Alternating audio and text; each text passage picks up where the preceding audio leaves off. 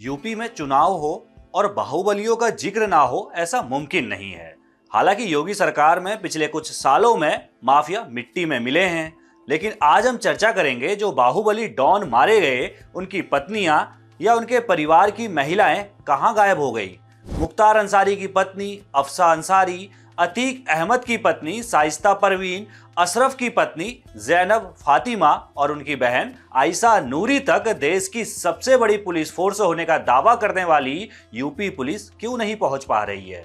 क्या ये सिर्फ फरार हैं या इनके पीछे अब भी कोई ऐसा नेटवर्क काम कर रहा है जो पुलिस से एक कदम आगे चल रहा है? कुछ महीनों बाद यूपी में विधानसभा चुनाव हैं, एक बार फिर चर्चा बाहुबलियों की है। तो आइए चुनावी बिसात के इस एपिसोड में पूरी कहानी समझते हैं।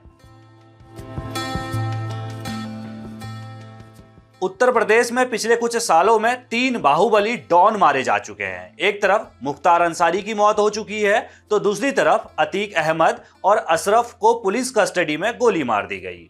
लेकिन इन तीनों की मौत के बाद भी एक सवाल आज तक बना हुआ है, आखिर इनकी पत्नियां और परिवार की महिलाएं कहां गायब हो गई हैं?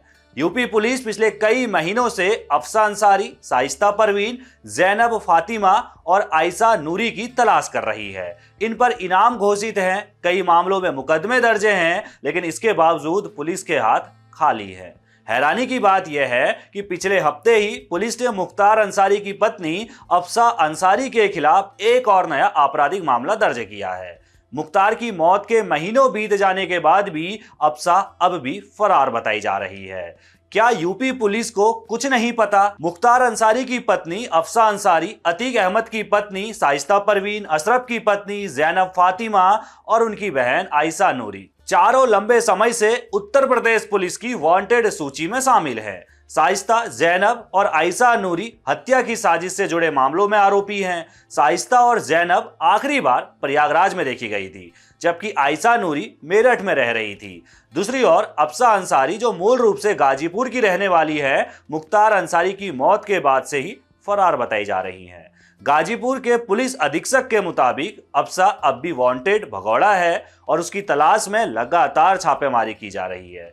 पुलिस सूत्रों का तो यह भी कहना है कि जब खुफिया जानकारी मिली कि वो देश छोड़ने की कोशिश कर सकती है, तो सीबीआई और इमिग्रेशन विभाग समेत केंद्रीय एजेंसियों से उसके खिलाफ लुकआउट नोटिस जारी करने का अनुरोध किया गया।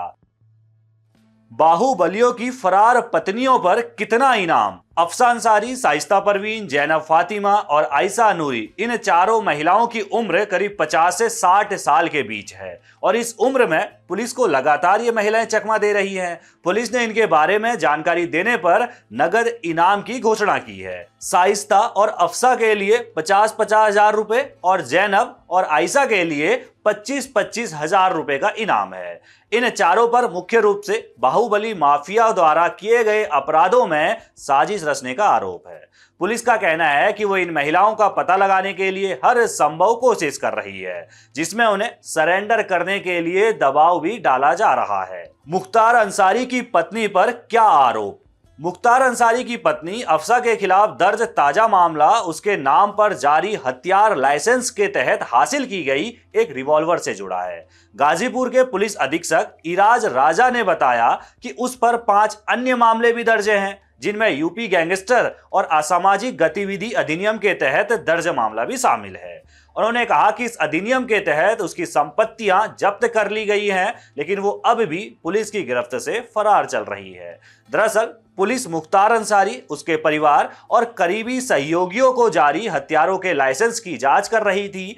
इसी वेरिफिकेशन ड्राइव में पता चला कि अफसा के नाम पर एक हथियार का लाइसेंस जारी था। जांच के मुताबिक उस लाइसेंस पर पहले एक रिवॉल्वर खरीदी गई और बाद में उसे बेचकर दूसरा हथियार लिया गया था। इसी मामले में अब पुलिस ने नया केस दर्ज कर जांच तेज कर दी है। लेकिन जांच के दौरान पुलिस के सामने एक और चौंकाने वाली बात आई। रिवॉल्वर से जुड़े रिकॉर्ड गाजीपुर जिला मजिस्ट्रेट कार्यालय से गायब मिले। पुलिस को शक है कि यह कोई सामान्य लापरवाही नहीं है, बल्कि अंदरूनी मिलीभगत का मामला हो सकता है। जांच एजेंसियों के मुताबिक रिकॉर्ड इस तरह हटाए गए ताकि हथियार और उससे जुड़े दस्तावेजों का कोई स्पष्ट सुराग न मिल सके। इतना ही नहीं, पुलिस को अब तक वो रिवॉल्वर भी बरामद नहीं हुई है।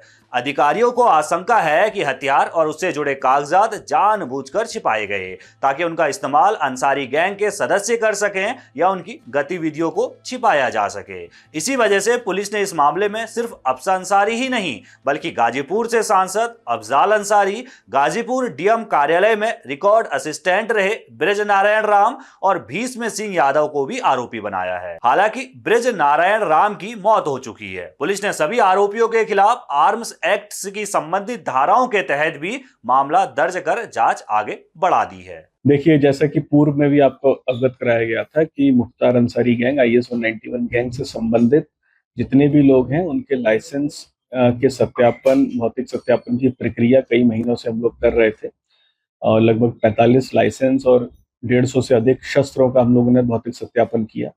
उसमें कई सारी कमियां पाई गई, जिसमें पूर्व में 4 FIR लिखी जा चुकी थी, या 5वीं FIR भी इसके संबंध में पंजीकृत की गई है सांसद अफजाल अंसारी के विरुद्ध। इसमें कुल अब तक 5 FIR जो हुई है उसमें 3 FIR सांसद अफजाल अंसारी के विरुद्ध है, एक अफसा अंसारी के विरुद्ध जो कि मुख्तार अंसारी की पत्नी है, और एक FIR शाहिद जो कि इनके गैंग का प्रमुख सदस्य है। तो ये सब FIR की गई है। इन सभी FIRों में जो कॉमन चीज जो देखने में मिली वो ये थी कि लाइसेंस पे जो शस्त्र चढ़े थे, जो खरीदे और बेचे दिखाए गए, असल में वो शस्त्र बेचे ही नहीं गए और वो शस्त्र कहीं ना कहीं गैंग में ही ऑपरेट होते रहे और विभिन्न आपराधिक गतिविधियों में जो इनके गैंग के लोग शामिल थे उन असलहों को यूज करते रहे और कागजों में हेरफेर की गई ताकि ये कंफ्यूजन क्रिएट किया जा सके। और जब इनको भय लगा पकड़े जाने का तो शस्त्र की पत्रावलियां भी बहुत ही शातिराना ढंग से मिली भगत करके गायब की गई। तो इसी के संबंध में अब तक 4 मुकदमे लिखे जा चुके थे, 5वां मुकदमा भी अभी लिखा गया है सांसद अफजाल अंसारी के विरुद्ध। इसमें और भी हम लोग गहनता से जांच कर रहे हैं। हमारी कई टीमें अभी भी अरुणाचल प्रदेश एवं अन्य स्थानों पे हैं, राजस्थान में, और भी हम लोग जानकारी जुटा रहे हैं। बहुत ही जल्दी और भी इसमें कठोर कार्रवाइयां अमल में लाई जाएगी। अतीक की पत्नी पर कौन कौन से मामले दर्ज हैं? वहीं अतीक अहमद की पत्नी साइस्ता परवीन, अशरफ की पत्नी जैनब फातिमा और बहन आयशा नूरी भी लंबे समय से पुलिस की गिरफ्त से बाहर है। तीनों 24 फरवरी 2023 को प्रयागराज में हुए चर्चित उमेश पाल हत्याकांड में वांटेड हैं।